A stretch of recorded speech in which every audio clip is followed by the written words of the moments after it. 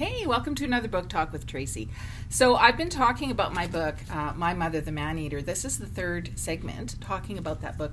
And before I get into any more, I just wanted to point to this painting here behind me. It's just a little one I did. It's the Vancouver skyline, because this book takes place in Vancouver, British Columbia in Canada.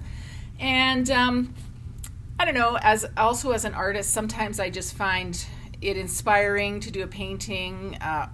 Either a painting inspires a book or a book inspires a painting, or vice versa. So this is a little painting that I did of the Vancouver skyline, which never amounted to a cover or anything like that, but I just thought I'd hang it there behind me as I'm talking about the book. Speaking of the cover, I do love this cover. It's one of my favorite covers.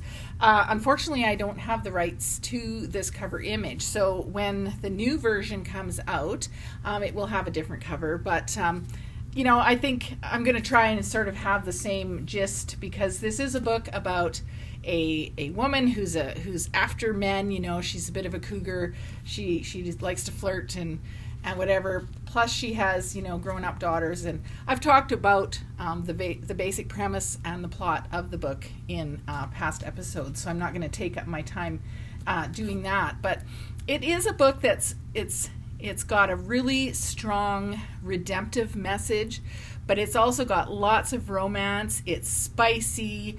It also has intrigue and suspense. There's bad guys and twists and turns.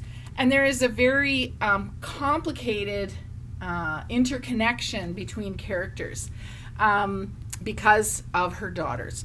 Now, speaking of that, one of the things when I was writing this book, back whenever that was, in the mid-2000s, it was even longer than this one. Like, this is the shortened version. And when I had finished it, I started submitting it. I didn't have an agent at the time, but I was submitting it to publishers and to agents, and I even submitted it to some contests, and it didn't win. And I see why now, because, having learned a few things, I can see where the writing needed to be tightened up in that. But I did get some really good feedback from one agent, and I doubt that she read the whole entire thing through, because it was pretty hefty. But one of the things she said to me was, you've got too many storylines going on at the same time. And so I totally slashed two entire separate storylines that were going through the book at the time. Jolene, the main character, has a good friend that she works with. Her name is Brenda. And I had this other whole storyline with Brenda and her family, and her she married later in life, and her husband had teenage children, and so there was this whole other storyline with them, and it was like, there's just too many things going on here. The agent said, you have to slash something, decide what's important, and get rid of the rest. And so I did a total slash and burn back then, whenever that was, like 2007 or 6, whatever it was. And, all those good words, all those great scenes, tossed, like totally just out the window, right?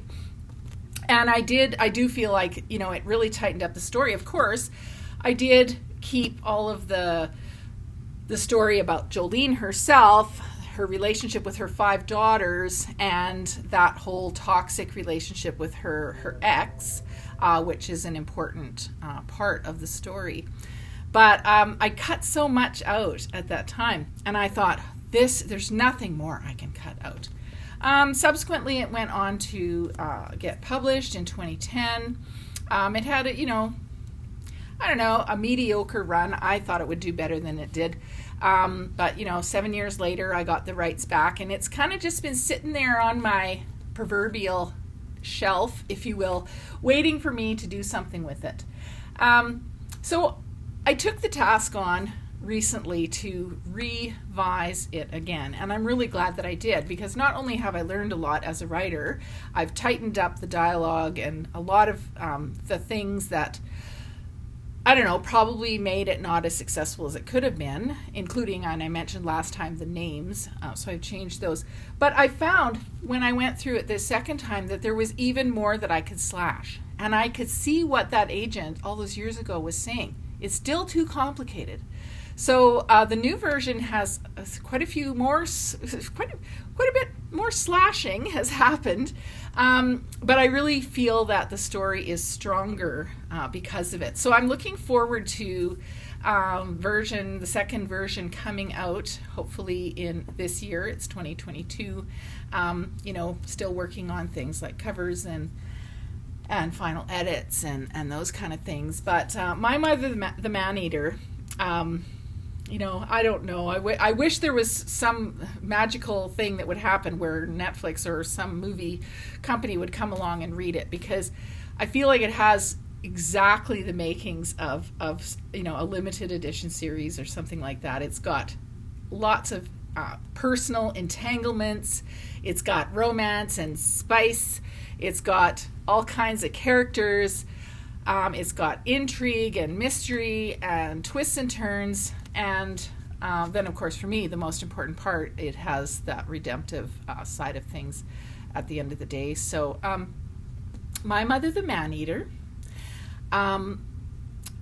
it's actually not in print right at the moment, but I thought, well, I'm going to talk about this book because hopefully very soon the second edition is going to come out. And for those who haven't read this book yet, of course, I'm recommending it to you. I really think you're going to enjoy it. And for those who read the first version, you know what? I think you'll enjoy reading it a second time as a refreshed story, because it's so much better. But it's still, it's still a really great read, if I can put it that way. So there it is, My Mother the ManEater, coming very soon. And I just hope that you'll check it out. Check out all my other books. You can head over to my website, which is tracykrause.com. And notice here, there is no E in Tracy. No, Tracy. Oh, wait, there are 2 S's in Krause. Yes, it's true. So make sure you spell that right. But in the meantime, I do have lots of other novels. I'm also a playwright. And I really, really appreciate it when people leave comments, when they interact with me on social media, and certainly when you leave reviews. Those are golden, really. I can't say enough about that. So that is the end of my discussion of My Mother the ManEater, and I'll see you next time on Book Talk with Tracy. You have a great day. Bye.